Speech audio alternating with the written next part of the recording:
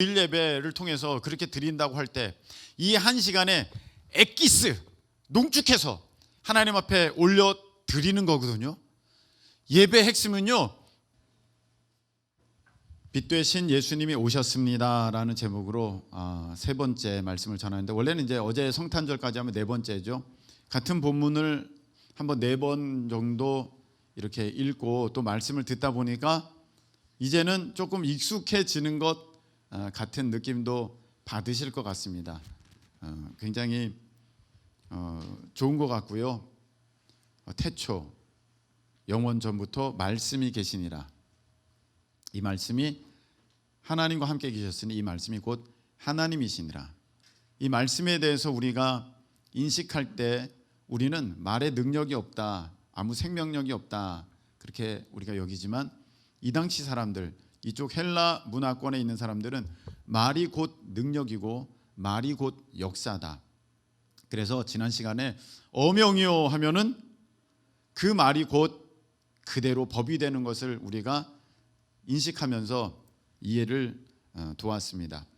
모든 만물이 그 말씀으로 지은 바 되었는데 그 말씀 안에, 그 말씀은 곧 예수 그리스도, 그 말씀 안에 생명이 있었나니, 이 땅에 있는 모든 살아있다라고 하는 그런 생명의 시작은 예수님으로부터 시작되었고 이 생명은 사람들의 빛이라.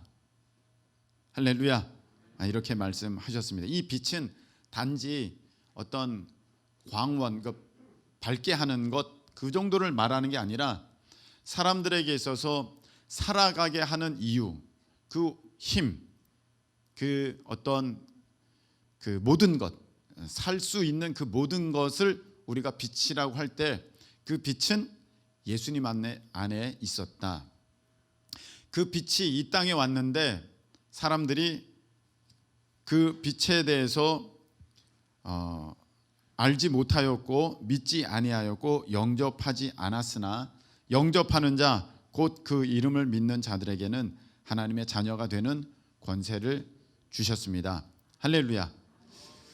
자, 이 부분에 대해서 우리가 계속해서 이제 말씀을 나누고 있습니다. 오늘 이제 빛 되신 예수님이 오셨습니다. 세 번째 시간인데, 저는 목사로서 이렇게 예배 시간에 여러분들이 정말 예배 가운데 집중하고 은혜 받기를 원하고 예배가 끝나면 그 예배를 통한 그 생명력이 충만하여져서 이렇게 귀가하시는 모습을 볼 때가 가장 뿌듯하고 또 목사로서의 어떤 그 가치라고 해야 될까요?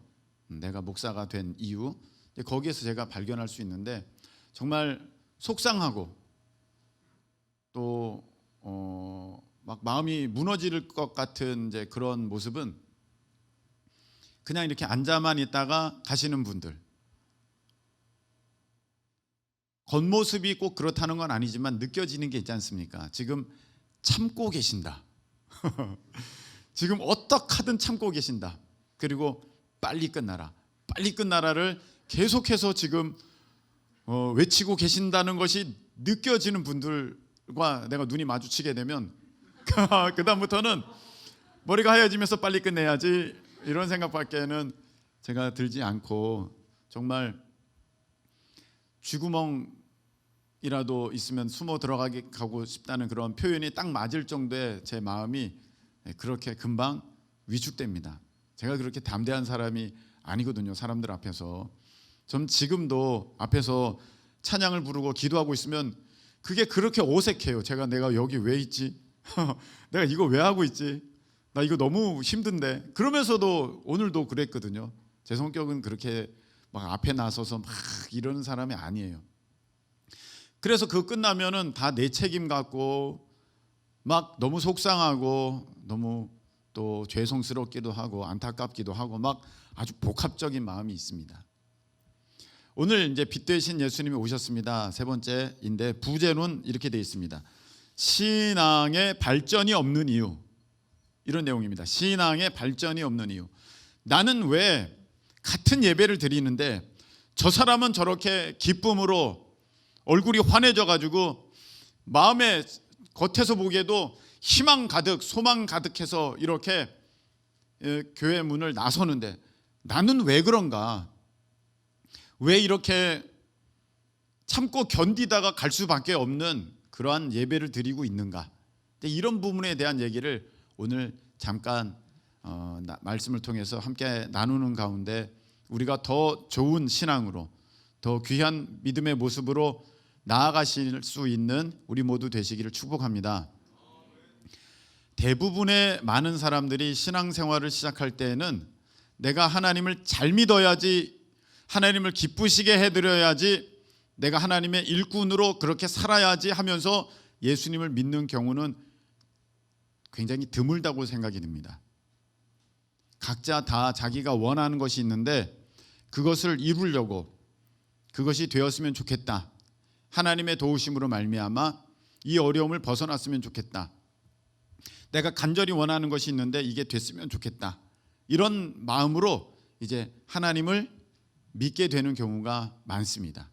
그리고 처음에 뭐 특별한 이유가 없이 막 교회를 다니면서 믿게 됐다 할지라도 어느 정도 신앙생활을 하게 되면 자기 마음에 이랬으면 좋겠다라는 이제 마음이 들거든요. 저도 마찬가지입니다. 어느 정도 처음에는 그냥 막 그 부모님 따라서 막 이렇게 다니다가 어느 정도 되니까 스스로 자각을 하면서 내가 이렇게 되면 좋겠다 하면서 내 스스로의 신앙의 열심을 내는 순간이 오더라고요. 이렇게 하면 좋겠다. 그런데 그때에 제가 이렇게 되면 좋겠다의 그 가장 중심의 가치관은, 제가 중요하게 생각하는 것은 그때는 돈이었습니다. 그래서 저는 어렸을 적에 나는 장로님이 될 거야. 앞에 수식어가 붙죠. 돈 많은 장로님이 될 거야. 그게 제 기도 제목이었고 제 마음의 소원이었고 저는 그렇게 되고 싶었습니다. 많은 사람들의 신앙생활을 시작하게 되는 그 이유가 사실은 돈 때문입니다. 돈. 그게 나쁜 거 아닙니다. 네, 돈 필요하죠. 있어야죠. 많으면 많을수록 좋은 것은 사실입니다. 뭐 애써 뭐 사실이 그런데 그걸 부인하자는 그런 얘기가 아니라 이제 시작할 때 이제 그렇게 시작합니다. 그래서 돈을 이제 하나님이 도와주셔서 내가 돈도 잘 벌고 이 빚도 다 갚고 좀 삶이 윤택해졌으면 좋겠다, 이런 마음을 가지고 신앙생활 시작하게 되는데 대부분 다 그렇게 시작합니다. 예, 괜찮습니다. 그렇게 시작하는데 문제는 교회를 왔더니 돈을 더 버는 게 아니라 돈을 더 쓰게 생겼거든요.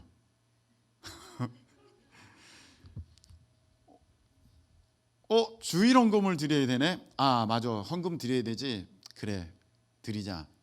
갈등이 있습니다. 얼마를 드려야 하나, 얼마를 넣어야 하나, 어떡하지? 그래서 딱 봤는데 5만 원짜리밖에 없어. 아차차, 이거를 내가 바꿔 왔었어야 되는데. 그래서 주일 헌금을 드립니다. 좀 가니까 이제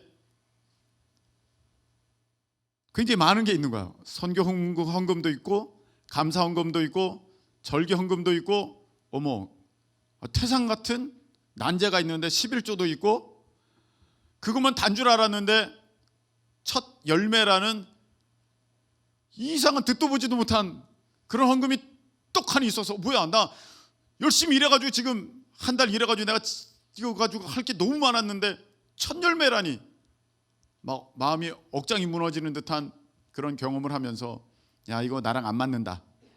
그래서 교회를 떠나가는 분이 많이 계십니다. 사실은 돈 때문에 교회를 왔는데 돈을 쓰게 생겼으니 나랑 안 맞는 거죠.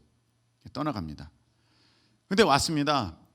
돈을 어떡하지? 내가 돈 좀 벌고 싶은데 더 많이 있었으면 좋겠는데, 그런데 교회에서 막 내라는 게 많아. 그리고 내가 써야 할 때가 있어. 막 회비도 내야 돼.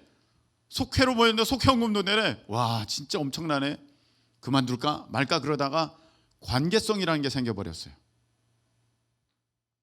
저 사람이 나를 너무 잘 챙겨주고, 그리고 또 목사님이랑 사모님이랑 알게 되고, 또 가까운 사람들이 있게 되고, 그래서 여러분, 교회에 친한 사람 5명만 있으면 그 사람은 교회를 떠나지 않습니다. 5명. 빨리빨리 묶어주세요. 5명이요. 서로 막 묶어놓으세요. 아, 이거 애매하네. 한번 안 나가려고 한번 안 나갔더니 막 이 사람이 전화하고 저 사람이 전화하고, 아, 이거 애매하네. 힘드네. 그래서 어떡하지? 나가야 되나? 나옵니다. 나와서 어느 정도 있다 보니까 마음에 믿음의 싹이 생기는 거예요. 믿음의 싹. 아, 그렇구나. 내가 물질이 빨리 이게 안 들어온 이유가 내가 심지 않아서 그러는 거구나. 물질이 들어오려면 내가 물질을 심어야 되는 거구나. 아, 그렇구나. 그러면서 이제 맞닥뜨리게 되는 게 있는데 11조입니다. 물질에 복 받으려면 11조를 드려야 된다는 그 얘기를 듣게 되는 거예요. 고민합니다. 11조 이거 해야 되나 말아야 되나. 그동안 1,000원, 5,000원, 10,000원은 하겠는데, 아, 이거 11조 내면은 나 어려운데. 내가 월급이 200만 원인데 그럼 11조는 20만 원인데, 아, 이거 나 못해. 그러다가 문득 무슨 생각이 듭니다. 아니지, 내가 월급은 200만 원이지만 실질적으로 내가 받는 것은 연금 떼고 4대 보험 떼고 세금 떼고 못 떼고 하니까 150이잖아. 그러면 나는 20만 원 헌금하는 게 아니라 11조를 15만 원만 하면 되네. 그러다가 무슨 생각이 또 들어옵니다. 아니지. 내가 150만 원 받는다고 내가 150만 원 다 쓰나? 내가 손 거쳐보지도 못하고 나가는 게 있잖아. 월세, 할부금, 전기세, 가스비, 통신비, 교통비, 식비, 학원비 있잖아. 만져보지도 못하고 통장을 스쳐 지나가다 없어. 그건 나한테 진짜로 딱 떨어지는 거는 불과 20-30만 원이야. 그래, 이거야. 이거 11조는 2만 원, 3만 원 요걸로 드리는 거야. 이렇게 결정을 합니다. 그래서 생활의 11조 하면서 11조를 드디어 드리기 시작하죠. 여러분, 저는 지금 잘했습니다, 못했습니다 그 얘기를 하는 게 아니에요. 일반적으로 신앙생활이 그렇게 진행이 되는 경우가 많더라. 저는 여러분들 그렇게 가는 것을 사실은 마땅하다고 보고 또 좋다고 봅니다. 처음보다는 좋아졌잖아요. 훨씬 나아졌잖아요. 11조라는 명목으로 내가 하나님 앞에 드리기 시작한다는 것은 뭔가 믿음의 싹이 지금 분명히 나왔다는 것입니다. 그래서 기대합니다. 11조 드리면 하나님께서 쌓을 것이 없도록 부어주신다고 약속하셨다고 하는데, 이제 한번 기다려보자.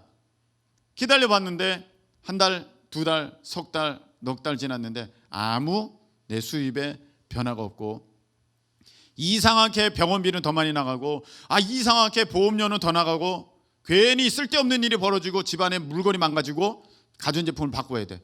이상하다. 그래서 마음에 시험이 듭니다. 마음에 그것에 대한 의심이 들어요. 이거 다녀야 되나 말아야 되나 그러고 있는데, 어느 날 목사님 말씀을 하시는데, 여러분 인내하셔야 됩니다. 인내하시면 반드시 하나님께서 갚아주십니다. 그러면 그날 은혜를 엄청 받아. 그래, 이거구나. 그래, 맞아. 내가 씨를 심어도 이게 3개월, 6개월, 1년간 후에 열매를 거두는데, 내 마음이 조급해서 그래, 그럼 그렇지 하면서 다시금 용기를 얻고 희망을 얻으면서 나갈 때, 목사님 오늘 은혜 많이 받았습니다 하면서 기쁨으로 막 나갑니다. 그래, 될 줄로 난 그렇게 믿어 하면서 또 버팁니다. 6개월, 9개월, 1년 이렇게 버티다가 연말쯤 되면 올해도 다 그냥 갔네. 아무 변화 없네. 이거 선교 작정은 뭐 해야 돼 말아야 돼? 봉투를 자동으로 이렇게 연결시켜 준다는데 다시 줄일 수 있는 방법은 없나? 막 이런 생각이 이때쯤이면 든다는 거예요. 나는 왜 이 신앙에 1년 동안에 어떤 발전이 없었을까? 삶의 모습에 변화가 없었을까? 이렇게 마음을 갖게 되기가 쉽습니다. 우리가 교회를 열심히 나오는 이유 중에 또 하나는 무엇입니까? 자녀 때문에 그렇습니다. 자녀. 아이가 아프거나 이제 중요한 시험을 앞두고 있거나 뭔가 아주 큰 일을 결정해야 하는 그 순간에 이제 부모님 된 입장에서는 무엇이라도 붙들고자 하는 마음에 교회로 발걸음을 하게 됩니다. 그래서 또 열심히 하는 거죠. 지극정성으로 새벽 기도도 나가고 우리 금요일 날 금요 심야 기도회도 하고 막 소리 지르러서 기도하라니까 기도 그렇게도 하고 뭐 집사님 맡기시니까 집사님도 하고 팀장도 하고 회장도 하고 막 다 합니다. 막 합니다. 그리고 속으로는 이런 마음을 갖습니다. 내가 이렇게 하면 반드시 자녀가 잘 될 거야. 자녀가 복을 받을 거야. 내 애가 좋은데 합격할 거야. 저런 학교 들어갈 거야. 저런 회사 들어갈 거야. 좋은 신랑감 만나고 좋은 신부감 만나서 복된 결혼할 거야. 막 이렇게 소망 가지고 하는데 아이가 성적이 떨어져요. 아닌데 내가 얼마나 열심히 했는데 하나님이 이렇게 하시면 안 되는데 막 의심이 듭니다. 막 낙심이 되고 나 그동안 한 건 어떻게 된 거야? 분명히 하나님은 공짜가 없다고 그러셨는데 나 그렇게 열심히 했는데 팀장하고 뭐 회장하고 막 더운 날에도 전도하고 추운 날에도 전도하고 막 그랬는데 아니 왜 우리 애는 점점 성적이 떨어지지? 아니 왜 우리 애는 취직을 못하고 있지? 아니 우리 애는 왜 이렇게 되는 거지? 막 고민하다가 부흥에 걸렸습니다. 여러분 요셉도 고생했습니다. 다니엘도 고생했습니다. 포로였습니다. 그런데 그들은 총리가 되었습니다. 그렇지 바로 저거야 아멘. 그러면서 다시 마음에 소망과 희망과 은혜를 받습니다. 그래 내가 부흥에 안 왔으면 큰일 날 뻔했다. 야 저기에 답이 있어. 맞아 애가 처음부터 그냥 승승장구하면은 얘 마음이 교만해지고 금방 무너질 수 있어. 맞아 저렇게 견고하게 돼야 돼. 저렇게 단단하게 돼야 돼. 다 하나님은 실수하지 않으시는 하나님이셔. 그러면서 막 용기를 가지면서 야 이번 부흥에 큰 은혜 받았어. 야 이제 뭔가 될 것 같아. 부흥회 끝났는데 우리 애 성적은 더 떨어지고 회사 못 들어가고 막 이렇게 되니까 어떻게 된 거지? 부흥해도 소용없네. 이런 마음이 들게 된다는 거예요. 여러분 돈, 자녀, 또 어떠한 건강, 그리고 자기가 원하는 것, 바라는 것, 이루고자 하는 어떤 목적 지점, 인기, 권력, 힘, 내가 되고자 하는 그 사람 놓고 막 우리가 막 신앙생활 열심히 합니다. 어느 날은 잠깐 그런 빛이 좀 보여. 어느 날 내가 생각지도 못한 돈이 막 들어와. 그럼 그렇지. 와 하나님은 역시 야 나에게 지금 그 소망의 싹을 보여주시는구나. 그럼 그렇지. 막 그러면서 때로는 그런 것으로 막 위안도 받고 그래 조금만 더 달려가면 된다는 하나님의 사인이야. 막 그러면서 자기가 스스로 위로하면서 막 가는 거거든요. 그 목적점을 향하여서, 목적 지점을 향하여서, 그 자기가 원하는 것을 향하여서. 그런데 여러분 그렇게 해서는요 큰 문제가 있습니다.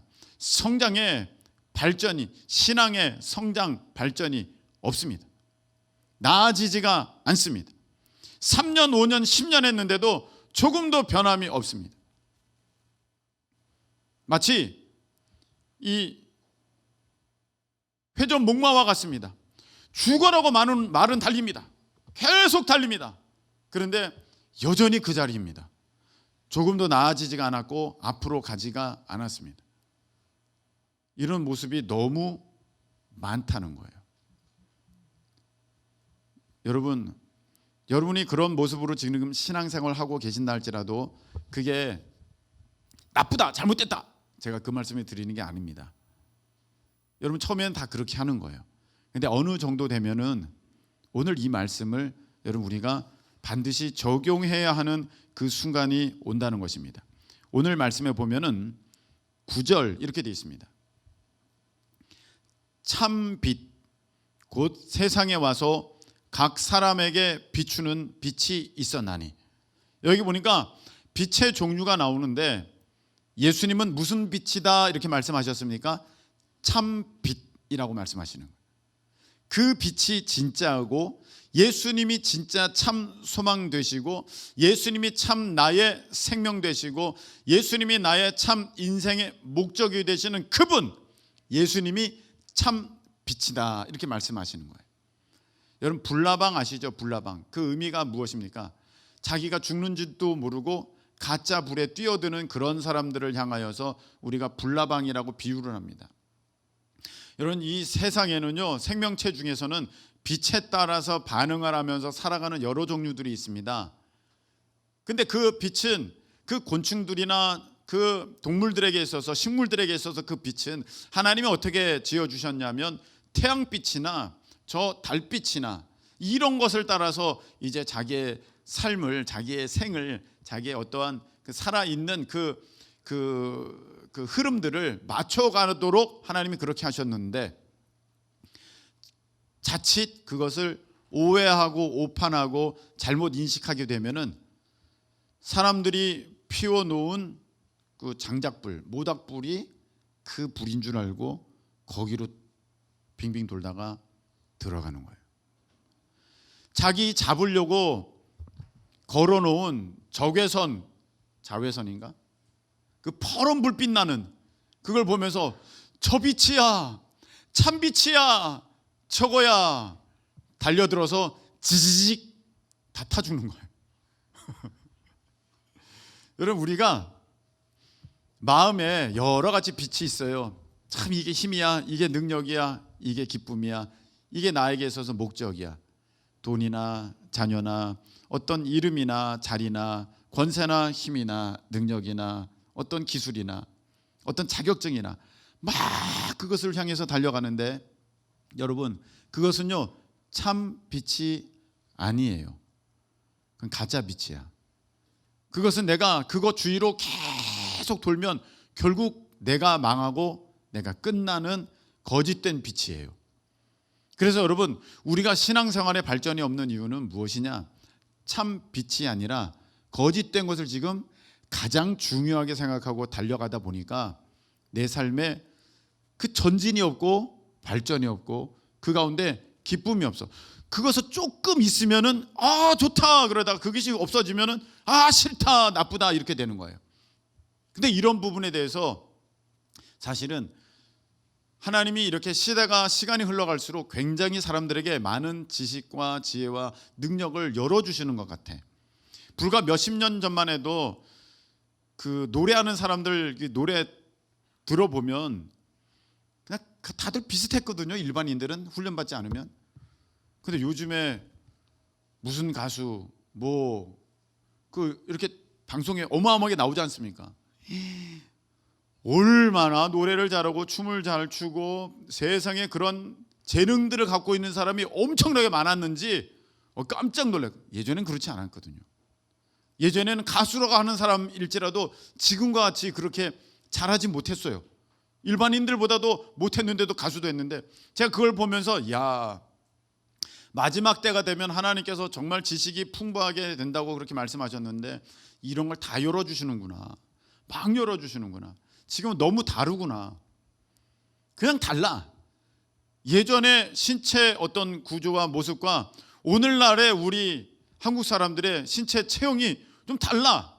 옛날에는 다 좀 이렇게 작고 좀 그랬는데 요즘에는 얼마나 헌칠하고 아주 늘씬하고 다 그런지 와, 이거 막 달라졌어. 아닌 수도 있습니다. 너무 또 실망하지는 마세요. 네, 다 하나님의 뜻대로. 네. 하여간 여하튼 하나님께서 많은 부분을 너무 좋게 해주셨어. 신앙도 그렇습니다. 말씀도 그렇습니다. 지금 말씀은요, 진짜 어느 말씀을 들어도 옛날 부흥사 목사님이 말씀하셨던 그 말씀보다도 더 아주 신학적이고 정확하고 분명해요. 근데 예전에는 사실 그렇지는 조금 못했던 것 같아요. 제가 보면. 그래서 잘못된 것인데도 교회에서 참 많이 가르쳤던 것 같습니다. 심지어는 이런 일도 있었어요. 누가 서울대학 붙으면 교회 앞에 누구 서울대학 합격, 하나님께 영광. 그 당시에는 그걸 보면서 와, 하나님께 영광 그랬는데 지금 생각해 보면 그게 왜 하나님께 영광이지? 옛날에는 돈이 많으면 그 사람은 큰 은혜 받은 거고, 돈이 적으면 그 사람은 적은 은혜 받은 줄 알았어요. 돈이 많으면 그 사람 믿음 좋은 줄 알았고, 돈이 없으면 믿음이 나쁜 줄 알았어요. 그게 진짜예요. 근데 지금 와서 생각해 보면, 야, 우리의 기준들이, 참빛이 그 기준을 우리가 어디에 두고 있었느냐. 교회가, 많은 교회가 그 참빛을 돈에 두었고, 돈에 기준 두었어. 그러니까 돈이 많으면 영광이야. 돈이 많이 벌면 막 은혜야. 믿음 좋아. 자녀에게 두었어. 세상에게 두었어. 그래서 스카이 대학 가면 영광이야. 저기 이름 잘 모르겠는 그런 대학 가면은 얘기도 안 해. 쳐다봐 안 봐. 뭐 없어. 마음에 상처받아. 그런 게 아닌데. 아주 그냥 대기업 뭐 이렇게 좋은 회사 들어가면 하나님께 영광이야. 주한노동공단에 가면은 누가 알려질까 무서워. 막 이런. 아닌데 우리 마음에 참빛이 그동안 잘못 기준되어 있었습니다. 그러다 보니까 그게 신앙의 그 바른 모습인 줄 알고, 기준인 줄 알고, 거기에다가 맞추다 보니까 나는 왜 아직도 이렇지? 나는 왜 아직도 여기 못 들어갔지? 이만큼 못 벌지? 이거 왜 안 됐지? 막 올라갔다가 내려갔다가 올라갔다가 내려갔다가 이렇게만 하고 있는 거예요. 오늘 말씀해 보니까 우리의 기준점, 우리의 참빛은 누구 되십니까? 한번 따라하시기 바랍니다. 예수님 참빛이십니다. 예수님이 참빛이에요. 빛 되신 예수님. 거기에 우리의 신앙에 포커스, 초점을 두셔야 돼. 자, 여러분 한번 보세요. 예배는 드리러 오는 겁니까? 예배는 구경하러, 예배 보러 오는 겁니까? 예배는 받으러 오는 것입니까? 예배는 드리러 오시는 거예요. 예배는 보는 게 아니에요. 구경하는 게 아니에요. 예배는 받는 것은 더욱 아닙니다. 그러면 우리가 잠깐 1시간 동안 이 나의 전부를 드릴 수는 없지만, 적어도 일주일의 삶을 우리가 주일 예배를 통해서 그렇게 드린다고 할 때 이 1시간에 엑기스, 농축해서 하나님 앞에 올려 드리는 거거든요. 예배의 핵심은요, 드리는 것에 있는 거예요. 아우, 내가 오늘 아무것도 못 받았네. 이거는 뭔가 잘못된 거예요. 예배는 내가 받는 게 아니라 예배는 드리는 거예요. 그래서 기도를 드리고, 내 삶의 모습이 담긴 물질을 드리고, 내 찬양을 드리고, 내 시간을 드리고, 내 시간을 드린다는 것은 생명의 주인이 예수님이십니다. 하나님이십니다. 할렐루야. 그 고백이거든요. 그 시간을 지켜서 내가 그 자리에 앉아 있는 그 1시간을 드린다는 것은 이 시간의 주인님이 주님이십니다. 이런 고백이에요. 그냥 내가 1시간 여기다 쓰는 게 아닙니다. 내 몸이 여기 있다는 것은 이 몸도 주님의 몸입니다. 주님께 바칩니다. 내 이 몸 가지고 여러 가지 할 수 있어요. 산에도 갈 수 있고, 바다도 갈 수 있고, 잠잘 수도 있고, 뭐도 할 수 있고, 다 할 수 있어요. 그러나 여러분들께서 이 자리에 이렇게 시간을 들이면서, 몸을 들이면서 계시는 것은 참 빛 되신 예수님께 내가 삶의 기준을, 포커스를 맞추었고, 내가 이 1시간이지만 내가 모든 힘, 정성, 마음을 담아서 하나님 앞에 드립니다. 나의 예배 드립니다. 할렐루야. 그래서요, 진짜 예배자는요, 나갈 때 내가 하나님 앞에 온전한 예배를 힘써 드렸기에 그것으로 인하여서 만족하고 기쁘고 즐겁고 감사하고, 할렐루야, 그렇게 되는 거예요. 그게 핵심이거든.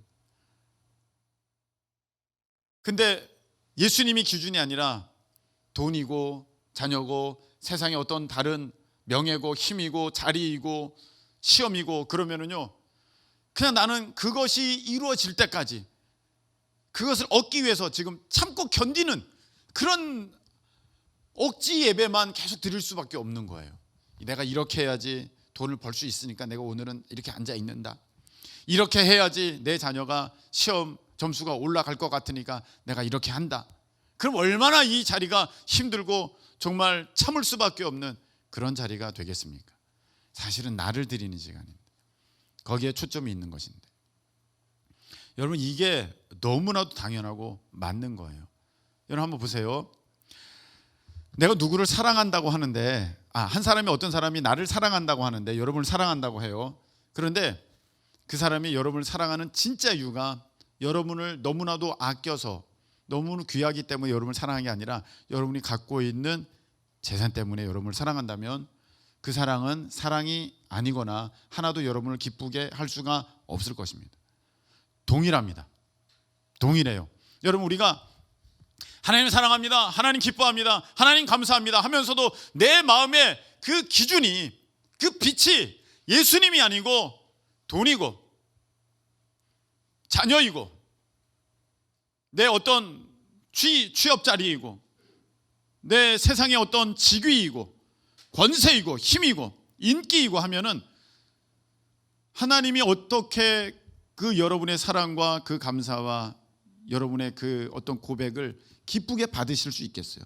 사람일지라도 저 사람이 나를 좋아하는 이유가 나 자신이 아니라 내가 갖고 있는 것 때문이야, 내가 줄 수 있는 것 때문이야 라고 한다면 그 모임은, 그 만남은, 그 관계는 별로 그렇게 기쁜 모임, 기쁜 만남, 관계가 되지 못할 것입니다. 근데 하물며 하나님이시랴. 그래서 우리가요 정말 지혜로운 사람은요 이렇게 하는 거예요. 오늘 보니까 영접하는 자, 곧 그 이름을 믿는 자들에게는 하나님의 자녀가 되는 권세를 주셨으니, 할렐루야. 이거를 그냥 덜컥 믿어버리는 거야. 진짜로 확실하게 믿어버리는 거야. 할렐루야. 나 하나님의 자녀야. 기준점을 어디다 두었습니까? 예수님 참 빛에 두었고, 예수님을 나의 마음의 생명의 주인으로, 하나님을 나의 아버지로 완전히 덜컥 확실하게 믿어버렸어요. 세상에 어떤 돈, 학교, 자녀 그런데 전혀 마음을 두지 않았어요. 여러분 이게요 굉장히 현명하고 지혜로운 모습입니다. 김모 우현이라는 청년이, 제가 실명은 공개하지 않겠습니다만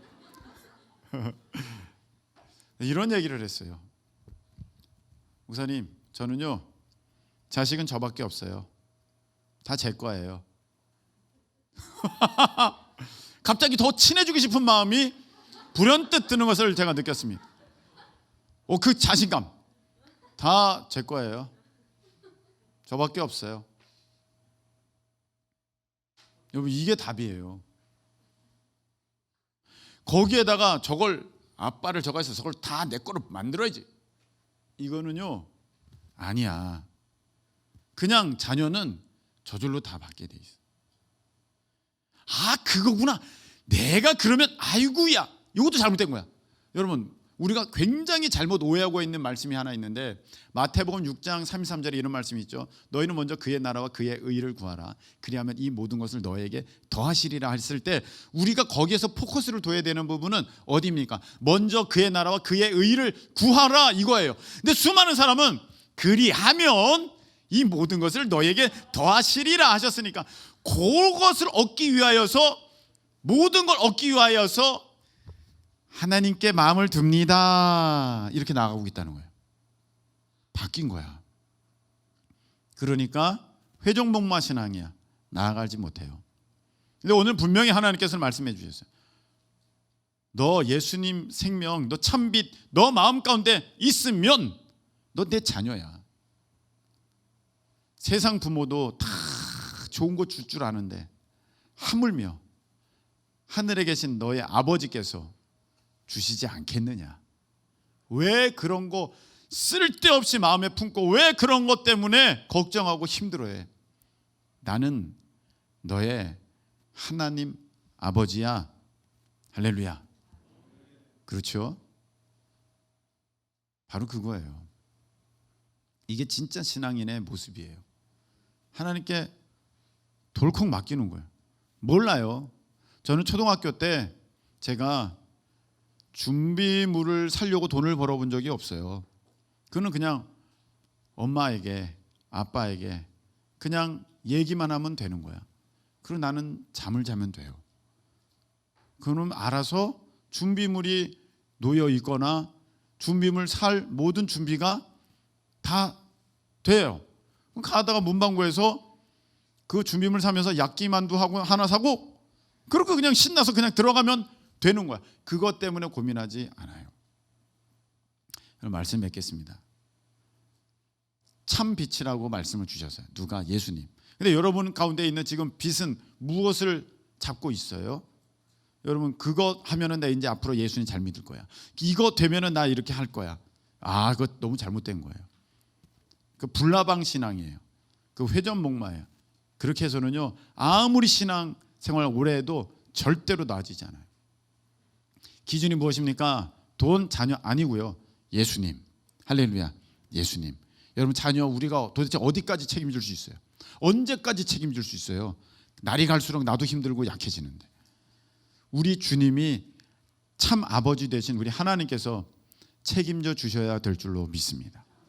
그 믿음이 저와 여러분 가운데 충만하시기를 예수님의 이름으로 축복합니다.